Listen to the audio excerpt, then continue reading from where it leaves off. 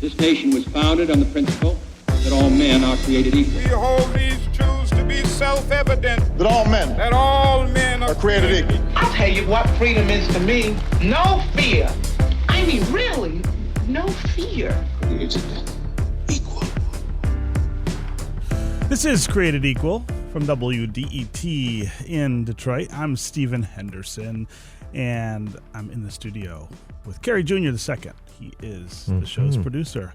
Kerry, I know I rattled you out of your weekend slumber yesterday when I texted you in the middle of the day and said, hey, we got to do something different tomorrow. When I tell you I was standing outside of my apartment door with golf clubs, like I had them in my hand when I got that text message. I was like, no. It's like, I won't be going to the course today. I won't be going to hit golf balls today. But it was a momentous and, as they always say in the news cycle during a political election, unprecedented occasion. Well, this is really unprecedented. I mean, sometimes people use that word and it's not precise, but here I don't think there's anybody who's alive, at least, who's experienced something quite this tumultuous in the middle of a political campaign. It's 1968 since a sitting president decided not to seek re-election.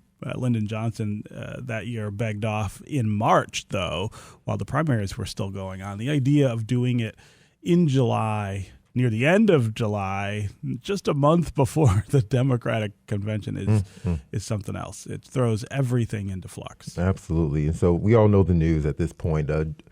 President Joe Biden withdrew his candidacy for president and also endorsed his vice president, Kamala Harris. And since then, we've seen a flurry of Democrats come in support of her. New York Times article lists about 198 people who publicly supported Ms. Harris. So some notable people from that list are Representative Ocasio-Cortez, and then there's about 70 issued statements. 70 Democrats who've issued statements but did not publicly support Harris. That includes our governor, Gretchen Whitmer. It also includes Nancy Pelosi. That also includes Chuck Schumer. So there's a lot going on here. Yeah, and despite the, I guess, appearance of order here, where the president says, I'm not running and I'm going to endorse the vice president.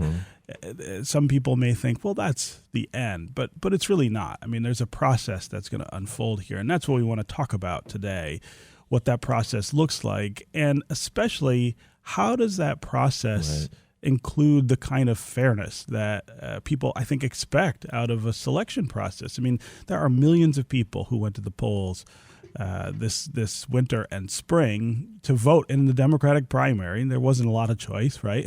President Biden was really your choice, Biden would win, or not. Yes. But, I mean, when you do that, I think there's an expectation that vote matters and that the person who wins will be the person who gets to be the nominee. And I think there is a real question about how Democrats wade through all of this in a way that doesn't make people feel like, they were ripped off. Yeah. I think when we hear that Biden drops out, that this will be an open opportunity for anyone who wants to run can run. And now we're also seeing kind of where the party is kind of rallying support around Kamala Harris. Another question is, there's funding and donor funding, and there's a lot of momentum that the vice president has at this point, understandably so, but it also calls into question whether or not people are actually going to have a choice in who their nominee would be, the Democratic voters. Yeah. So we've got a number of guests who are going to join us today. We're going to talk a little later to Debbie Dingell, one of the members of Congress from here in the state of Michigan. Also Jamal Simmons, who was the former communications director for Vice President Harris. But we're going to start with Professor Matt Dolick of George Washington University. He's a political historian. Joined us before to talk about these kind of things, and E.J. Dionne, who is a columnist for the Washington Post, somebody who has covered an awful lot of presidential elections.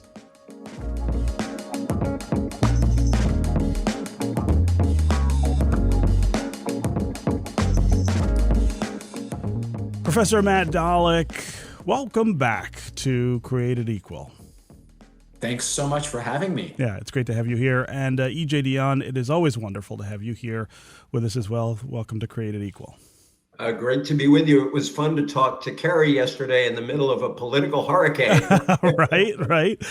So, EJ, I am going to start with you, principally because I know how long you have covered presidential politics in Washington. Tell me just first your reaction to what happened, but also give us a sense of how Democrats sell this idea to all those voters who came out during the primary and thought they were making a decision about who the nominee would be. Well, a couple of things. One is I've been around so long that I covered Joe Biden as the new generation candidate back in 1987. Yeah. He had to drop out that year. And he made a very compelling case, by the way, at the time that it was a good time to move on to a new generation. So I've known him for a long time, have real affection for him, and actually think he's been a really good president. My reaction was one of, in a sense, elation, I got to say, because after the debate at the end of June, it just seemed to me pretty clear that he wasn't the Joe Biden that many who voted for him in those primaries, and I was one of them. Thought he was, that perhaps we were deluded, but we thought he was ready for this campaign and could move on. And it wasn't that it was a bad debate. It was that he was sort of missing moments. Something seemed wrong. And so I think for a lot of people who really liked Biden, and indeed people who wanted him to protect and defend his legacy, it turned out that the best thing he could do was to drop out. It's ironic, really, because Biden, said he ran a second time because he thought he was the one person who could defeat Donald Trump. And I think in the end, he realized that the best way for him to defeat Donald Trump was to drop out of the race and open it up to another candidate. Right now, that candidate now seems inevitable. It's Kamala Harris. And that was perhaps predictable before this happened. If you talk to a number of the people, as I was doing in Congress, who wanted Biden to drop out, a lot of them wanted to move on quickly to Harris just to get this campaign rolling again.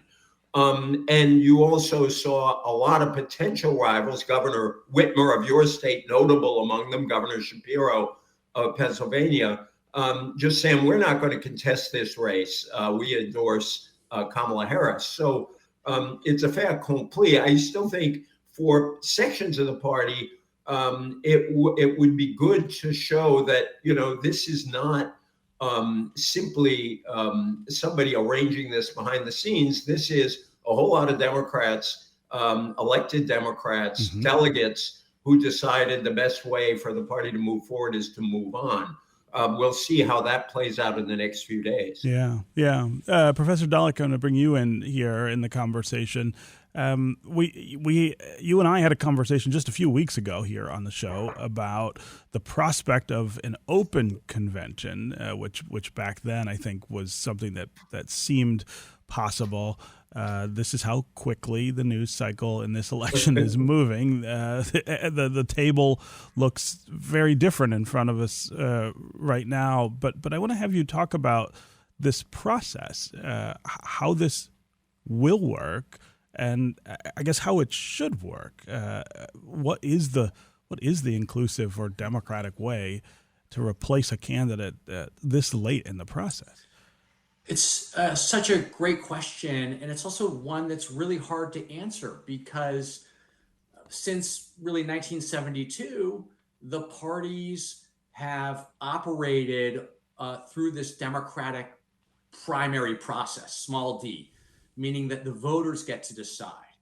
And now, really for, I think, the first time since then, in decades, a candidate has dropped out very late. And so we're back to a kind of pre-1972 era, to some extent, at least, where several thousand, in this case, delegates. Now, as EJ said, right, these are elected officials, they're elected delegates. These are not sort of a small group of white men in the smoke-filled room per se. So I think they have a real stake, a real claim to being reflective and representative of the will of the voters, but still people are not going to get to vote and nominate Kamala Harris per se. So I don't think that there is a great answer to should. I mean, I think the party is sort of feeling its way as best it could. I'm a little, not totally surprised, but just a little surprised at how swiftly people have rallied behind the vice president, given that she, at least her poll numbers are not super popular, right? She's underwater as well. And there are obviously a lot of other prominent Democrats, including the governor of your state, who some Democrats, I think in an ideal world would be better positioned to go after Donald Trump and to defeat him. But I think a lot of Democrats and a lot of Democratic officials are saying, we don't want the perfect to be the enemy of the good. Sure. And there are, of course, real risks to having a kind of open or contested convention. And so, it looks like it's going to be Vice President Harris, and the party seems to be rallying behind her very aggressively. Yeah. So could I just say something? Go ahead, EJ. Yeah. I broadly agree with Matt on what he said. You can't have a contest if the other people in the contest, potential people, don't show up. Right. And I think that what's clearly happened here is that the big potential players that everybody was talking about, Governor Whitmer notably, Governor Shapiro, others, made a decision probably before President Biden announced, because you could see this coming. I thought it had become inevitable by the end of last week, when a whole bunch of Democrats came out, 12 on Friday, saying this is over. That they decided that for their long-term interest and also for the interest of the party, their jumping in the race would probably do them no good, would create more division than the excitement of an open convention. I always thought there was a lot of romanticism about open conventions. The Democrats in 1924 had 103 ballots. That was as open as a convention could be. And the Democratic candidate, a guy we've forgotten called John W. Davis, got less than 29% of the vote in the general election. So open conventions are not a miraculous cure for anything. But I think they just decided, no, this is not the right time for us to run. And so they fell in line behind Kamala Harris. And now it's very hard to see who could turn this into anything like a competitive race. Somebody might come along, but I don't see any obvious person to do it. Yeah. So here's the big question that I guess I have. If you're a Democrat who voted in these primaries, I think the question you might be asking today is, if this was what was going to happen, that the president would step aside and endorse his vice president for the position, why not do that last fall when Joe Biden came out and said, "Oh, I'm going to run again. I'm going to seek the nomination." That would have given voters the chance to select either Kamala Harris or any of these other potential candidates that people are talking about. And I think the process would have at least seemed a lot more open, a lot fairer. And so I think, I get what's going on, and I get that the president is probably in a different position in terms of his physical and mental soundness now than he was last fall. But it does seem like that that decision last fall to go ahead and run and not step aside for Harris, it could end up hurting them, I guess, with some of their own voters. What do you think, EJ? I think in retrospect that the premise of your question is right, and I didn't think so at the time. So shame on me, I guess. You felt like Biden was I the thought right Biden choice. had it. I thought he could carry it through. And I thought that he was somebody who could pull what is often a very divided party together. I mean, I think what the paradox of the end game here is that Biden was the best person to hold together a party that runs from center, all the way over to the left. And all factions were broadly comfortable with Joe Biden. By the end, he was dividing the party between people who thought he should stay and people who thought he could leave. In retrospect, I think the premise of your question is right, that it would have been better if he had said, I'm not running again. I said that I was a bridge, as he said in 2020. Yep. And I've had a lot of successes. I've achieved what I needed to achieve. I defeated Donald Trump, protected democracy. I'm going to be the best president I can for the rest of this term, and let's have a contest. And would that have been, in retrospect, a better way to do it? I think the answer is yes. I think one of the questions that we haven't answered yet, not we here on the call, but information is not fully clear on, is how much of the deterioration of Biden happened in the last 4 to 6 months, and how much of this should have been obvious to the people around him last year. There were a lot of people around who were calling on him not to run, and a lot of them are saying, with some justice, we were right about that now.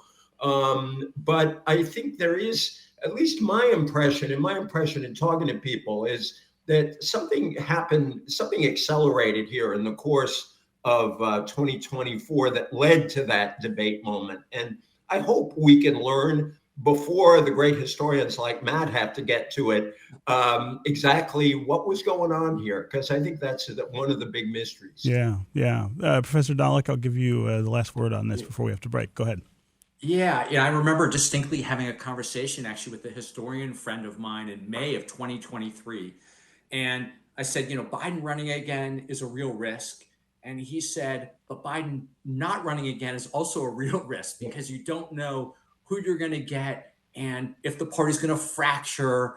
I think Biden actually, with the information he had in, let's say, late last year, probably made a reasonable decision, especially if the deterioration was, as EJ was saying, and that's my impression too, more recent than it was, say, a year ago. Because I was under the impression that Biden could do this, right? That he was very vigorous, quite sharp. He was, making reasonable judgments. He could unify the party as EJ was saying, and he seemed, ready to go. And he had beat Trump once and gotten a lot done in his first term. Been a very effective president. So I think he had a really strong case, but I think he made a somewhat reasonable judgment, but it was also risky.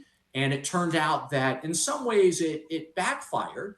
We are where we are. And that debate certainly mattered, right? It gave people a ton of new information about him. And really it confirmed the critics, right? His Republican critics and others. It confirmed their worst opinion of him.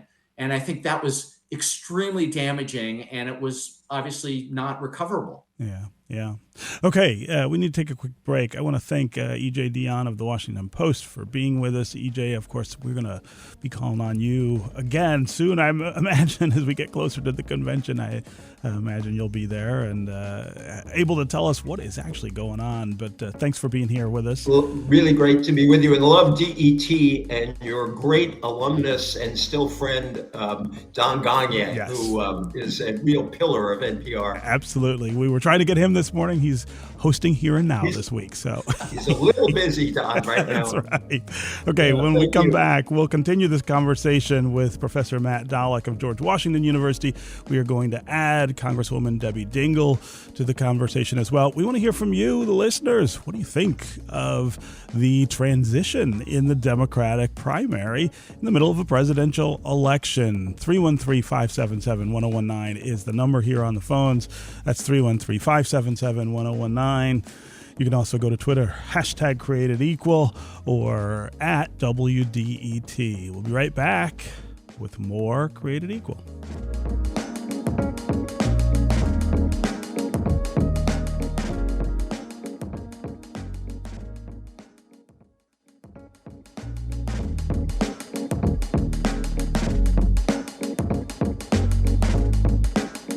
We're back with more Created Equal. From WDET in Detroit, I'm Stephen Henderson, and I'm really glad you've joined us.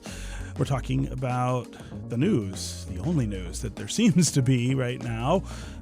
President Joe Biden announcing yesterday that he will not seek the presidency again here in 2024 after having won the primaries and was preparing for the Democratic convention next month.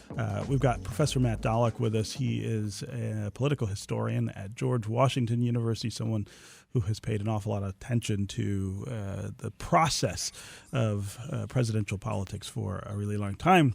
I want to welcome another voice to the conversation as well. Debbie Dingell is a congresswoman from right here in the state of Michigan. She represents the 6th district in our state in Washington. Debbie, always great to have you here. Welcome to Created Equal. Good morning, Stephen, and it's always great to be with you. Yes.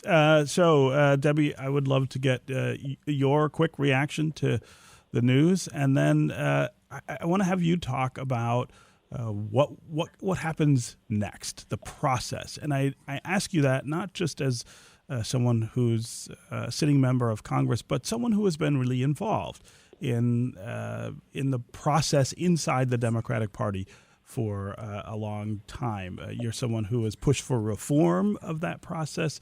You're someone who has had to make tough decisions about how things should go. I'm really curious about what you think about how we select the next person to represent the party in November. Well, those are complicated questions, and you're the first person that really does recognize how much I do understand what these rules are. And many there. But let me start with what my reaction was. Mm-hmm. I've known the Bidens for what seems like forever. They got married when John and I got married. The last 3 weeks have been hard to witness. The debate certainly stunned everybody, and none of us really still yet understand what happened that night.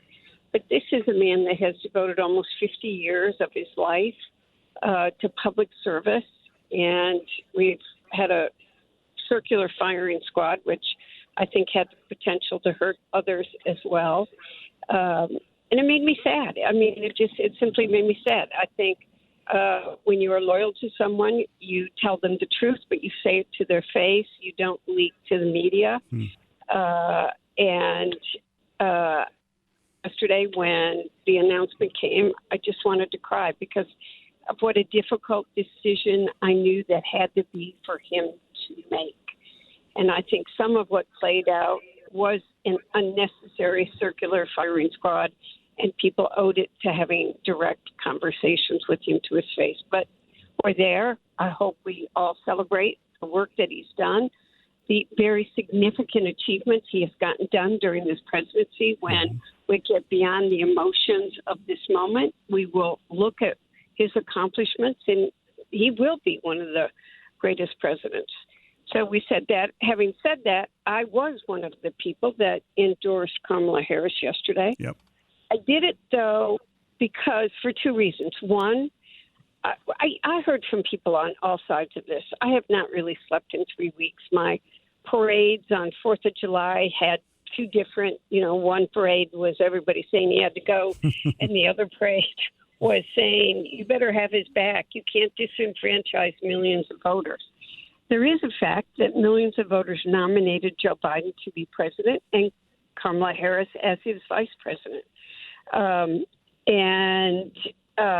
I don't think we should disenfranchise us. Joe Biden threw his support to Kamala Harris, hoping, I think, that all of us would follow that. Millions of voters voted for that ticket. And I had talked to other people. I think that some of the observations EJ was making, that I do not think that we're going to see other candidates emerge. We will see.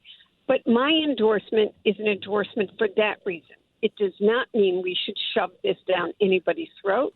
We should have a very fair and open process, that transparent, and we'll see what happens this week. But it is necessary for us to stop this circular firing squad and unite, because what we have ahead of us in November is serious. So Debbie, I want to ask you this. Could you, in theory, let voters make some decisions again? I mean, I know we're only a month from the convention, but could you have kind of a blitz of primaries again to say, all right, well, the people you voted for last time, it looks different, so we've got to have a more open process. I know, because you've been so involved with setting up and changing the primary process, that you probably thought more about that than other folks. So I'm really curious about what you think of that idea. I think that you have no idea what a mini primary even means. The amount of, here is the reality. When you talk about going into the Democratic convention, I thought it was a terrible idea that they were going to just start a virtual vote this week, because it looked like people were trying to just force something to happen, and you need to have a transparent process where some of this is playing out. But here is the reality. In states, because we have early voting now, which is a good thing, but ballots are going to printers. They start, the state of Washington for November is the 20th of August. California is the 24th. I could go through the bureaucracy of a mini primary, setting up ballots, the organization. It's virtually impossible. The Rules Committee started planning for this convention months ago. So I think the rules are in place. The elections have happened in all of these states. And I think we have to try to figure out how we respect the will of the people to the greatest extent. But many primaries are very, very complicated. So if you couldn't do that, then what does the convention look like from your standpoint as a way of, I guess, trying to be a proxy for that, reflecting that democratic, small d democratic influence on the floor somehow during that week rather than in primaries? Well, first of all, delegates have now been selected in all states, and there are different categories of delegates, as you know, and they have been elected reflecting their state's vote. So they will now pledge to another candidate. I think the biggest thing to watch this week is what candidates really get in and want to run. Mm-hmm. I've only heard two names that there were a lot of discussions yesterday, and I think you're going to hear more people that are being talked about probably be public in the next day or two that they're not. I think Marianne Williams and will run. And another Michigander, right? Yep. Mm-hmm. But she didn't do so well in the primary season. And, there's lots of scuttlebutt about Joe Manchin right now. Mm-hmm. But, he's left the Democratic Party. He called Donna Brazile yesterday, and she told him the first thing he had to do was to rejoin the Democratic Party, and it had to be notarized. And it was his appearance yesterday was on State of the Union, where he said he left the Democratic Party because it was no longer the party of his father. And Jim Clyburn was very effective in saying, thankfully, it isn't, since he wasn't allowed to vote until after 1948 and told the history there. So let's see what happens. Who even really wants? This is not fun to run for president. I don't want to say what I really think about people some days, the world they put themselves into and the kind of money that has to be raised. Sure. So let's see who's going to run. Then they'll all go and try to get the delegates' support and their endorsements. And I think that's important in the process. Yeah.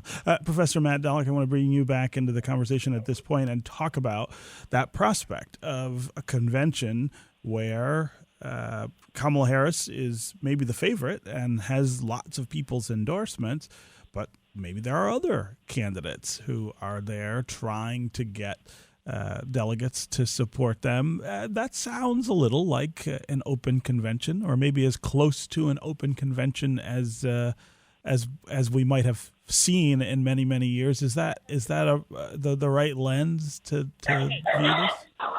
Yeah, I think initially, before Biden announced his withdrawal, I think that was the fantasy version, right? The almost the West Wing version of really an open convention where you had a 3-week sprint where multiple major candidates who were raising money and giving interviews and maybe holding a debate were vying for delegates. But as the Congresswoman pointed out, in reality, it's extremely difficult. And, Biden's decision, not just to withdraw, but also to endorse his vice president, which is not surprising, but I think we should not underestimate its significance. Because as soon as he did it, he really kind of gave his imprimatur and on her. And we see virtually the entire party rallying behind her. And so, as E.J. Dionne also pointed out, no major candidate has stepped up yet to challenge her. And the two people who have mentioned they might run, there's no real constituency for either one in the Democratic Party. Joe Manchin, Marianne Williamson. So, you really can't have a competitive race if you don't have a competitive opposition. So as of today, and this surprises me actually to some extent, but as of today, it almost seems like, a slam dunk for her. And now, having said that, though, the convention will matter a great deal more than maybe other conventions because it will be a chance for the vice president, in a way, who's been vice president for several years, but to introduce herself to the country in a really different way. Absolutely. Yeah, totally different way. And, people don't necessarily know that much about her.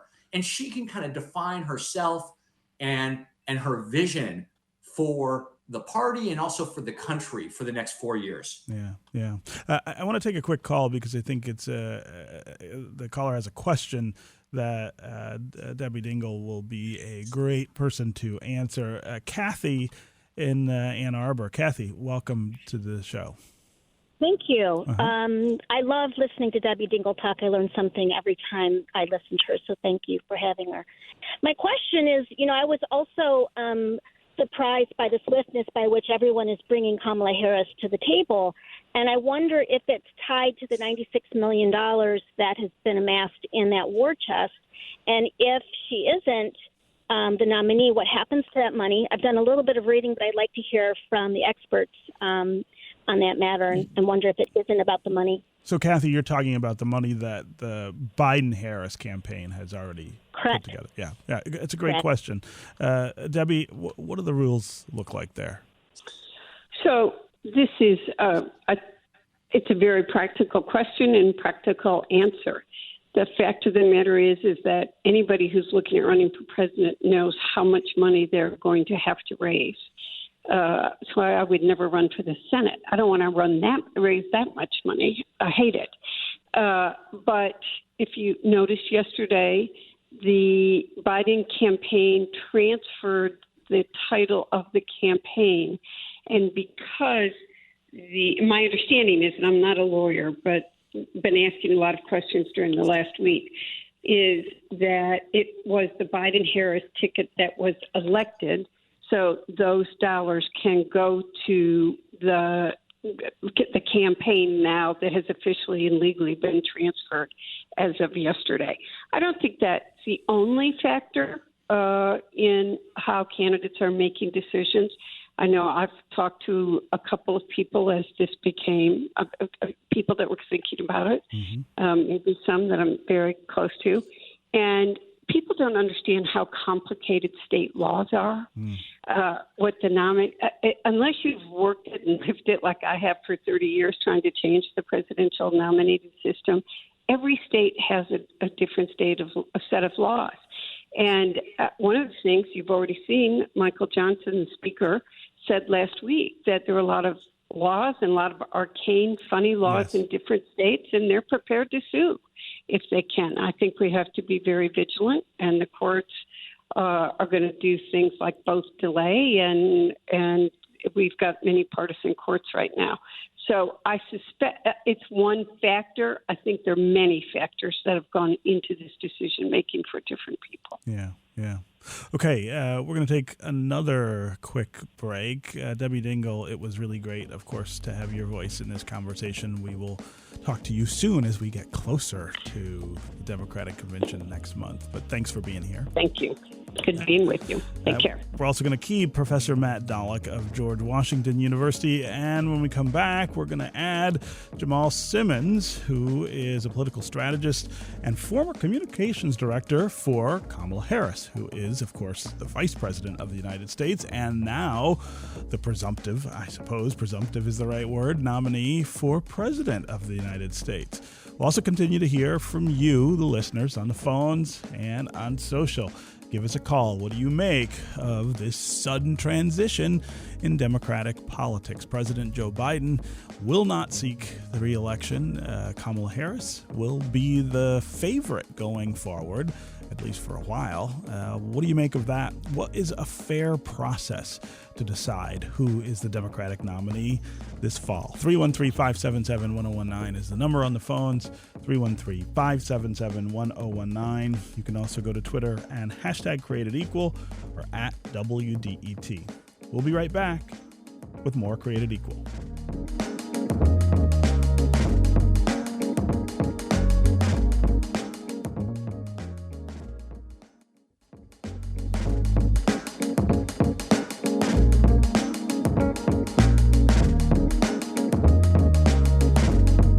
Welcome back to Created Equal from WDET in Detroit. I'm Stephen Henderson, and I'm really glad you've joined us. We are talking about the news of the day, maybe the news of the year. President Joe Biden's announcement yesterday that he will not any longer be seeking the presidency, a re-election to the presidency in the 2024 election.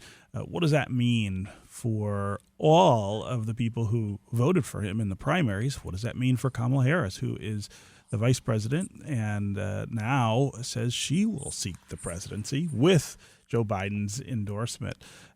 We want to hear from you on the phones. 313-577-1019 is the number. That's 313-577-1019. You can also go to Twitter and #CreatedEqual or @WDET. We have Professor Matt Dallek here with us. He is a political historian at George Washington University. And I want to welcome another important voice in this conversation. Jamal Simmons is a political strategist and former communications director for the Vice President, Kamala Harris. Jamal, welcome back to Created Equal. Thanks for having me. But you left out my most important qualification. Yes, you're a Detroiter. That's right. That's right. Jamal is one of us. Big How you doing this morning? Local. Yeah, great. It's great to have you here. I obviously want to start with your reaction to what happened yesterday, but quickly I want to get to your assessment of what's happening now. The very swift support that your former boss has been able to amass, and I guess how democratic all of this looks, small d democratic all of this looks, given the suddenness of it all, and the fact that we won't be able to have primaries to decide this. Yeah, the Democratic Party started to have a conversation over the last few weeks, which was really the conversation that people were having in private a lot about Joe Biden's age and whether or not it was really, he was really going to be up to serving 4 more years. And I think once we saw the debate performance, a lot of people had real questions about whether or not that was going to be appropriate. Now, Joe Biden had to make that decision because he had won all these delegates. And so now what happens is the delegates get thrown out to the public, right? They're all released from their obligation to Joe Biden. I think you just had my friend Debbie Dingle, Congresswoman Dingle, on a few minutes ago explaining some of this. But they all get released out to the public, and they can make their own decisions. Now, the president has endorsed Kamala Harris and said that she is his choice. But the delegates get to then make a decision. So the delegates are in many ways now the representatives of the communities where they come from. And so those delegates in this democratic process will then make a choice about who they want to support. And right now it looks like many of them are choosing to support Kamala Harris as well as members of Congress, members of the Senate. I just got a list of a lot of third-party groups, Black PAC and Collective PAC and the Hispanic Caucus and all these different groups who've come out in support of Kamala Harris.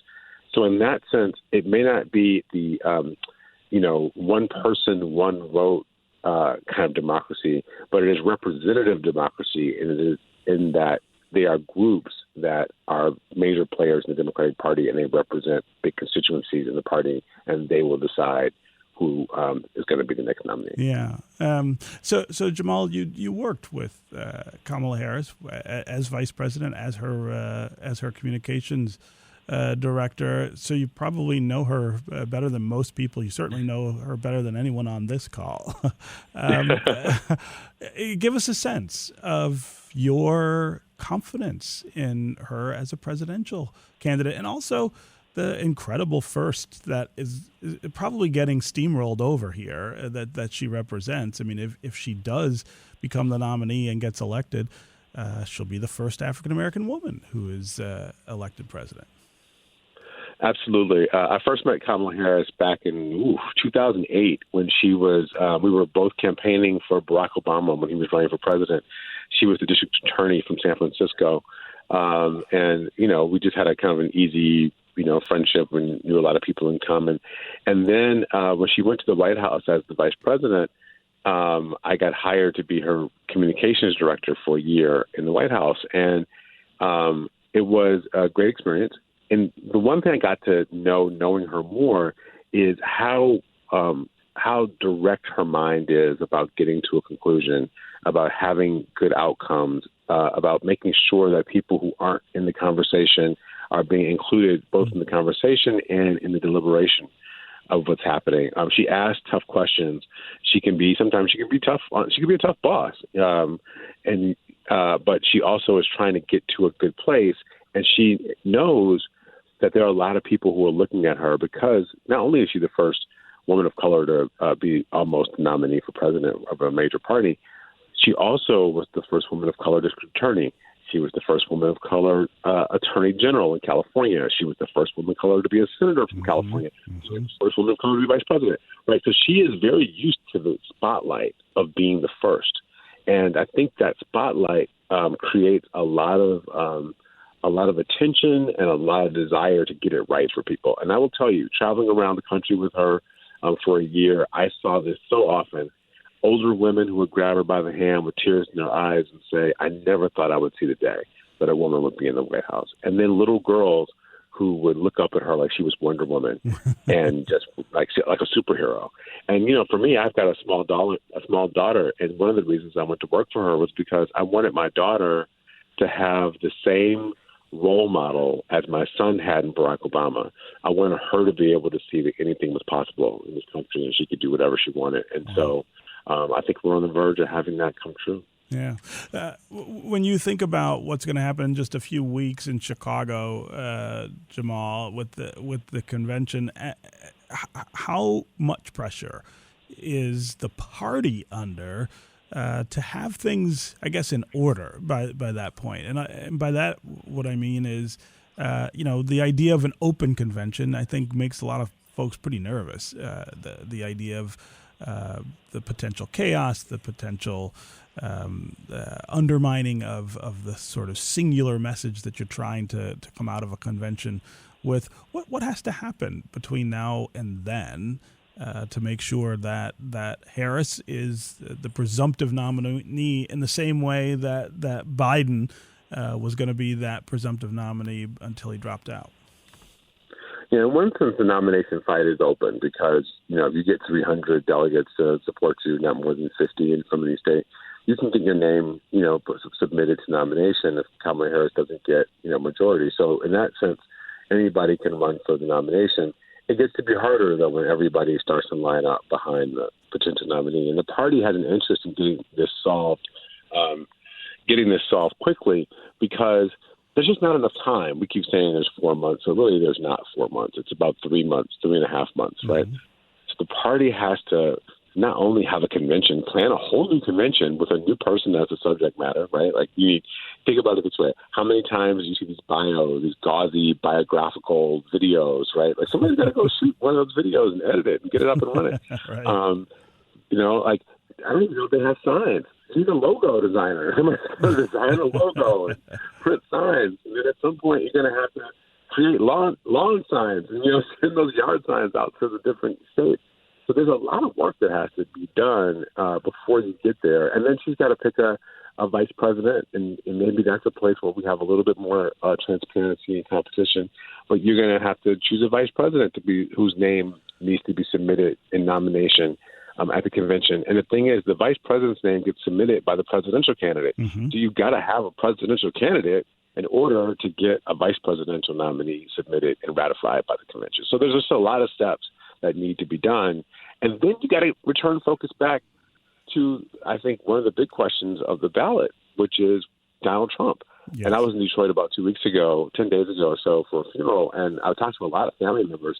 And one of the things I heard a lot was, you know what, Joe Biden or Kamala Harris, you guys figure it out, but let's get focused on Donald Trump again. Yeah. Vice President, we haven't talked this hour at all about the potential nominees for that.